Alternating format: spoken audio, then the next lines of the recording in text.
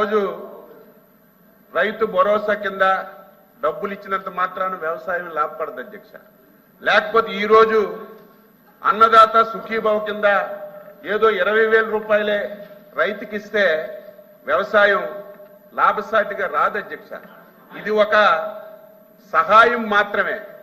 మిగతా యాక్టివిటీస్ అన్నీ కూడా వ్యవసాయ శాఖ ద్వారా రాష్ట్ర ప్రభుత్వం చేయవలసినటువంటి అవసరం ఉంది, బాధ్యత కూడా ఉంది అధ్యక్ష. నేను ఎందుకు తాళం వేశారన్నారంటే 5 సంవత్సరాల అధ్యక్ష, వ్యవసాయదారుడికి అత్యంత ప్రధానమైనటువంటిది భూమి సారవంతంగా ఉందా లేదా, ఆ భూమికి ఏ పోషకాహారాలు కావాలనేది తెలుసుకోవాలి అధ్యక్ష. ఈరోజు మనం కూడా ఆరోగ్యంగా ఉన్నప్పటికీ, మనకి ఏ జబ్బు లేనప్పటికీ 6 మాసాలకు ఒకసారి జనరల్ చెకప్కి వెళ్ళి మొత్తం మన హెల్త్ ప్రొఫైల్ అంతా తెలుసుకుంటున్నాం అధ్యక్ష.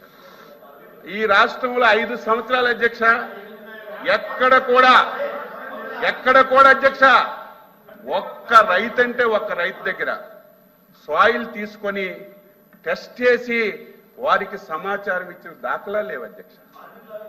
ఒకవేళ మేము 2019-24లో ఈ రాష్ట్రంలో ఇన్ని దగ్గరలా ఇంతమందికి టెస్ట్ చేశామని మీరు చెప్పండి. ఒకవేళ నాకు తప్పుంటే నేను తెలుసుకుంటున్నా అధ్యక్ష.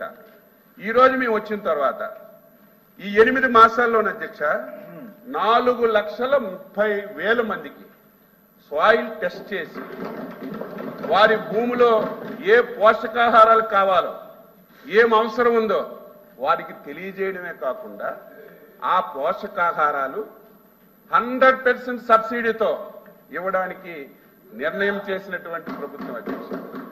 మళ్ళీ ఈ సంవత్సరం కూడా అధ్యక్ష 6 లక్షల మందికి టార్గెట్ పెట్టుకున్నాం. భూసార పరీక్షలన్నీ చేసి రైతుకి వారి భూమి మీద పూర్తి అవగాహన ఉండాలని ఈ కార్యక్రమం చేస్తున్నాం అధ్యక్ష. 5 సంవత్సరాలు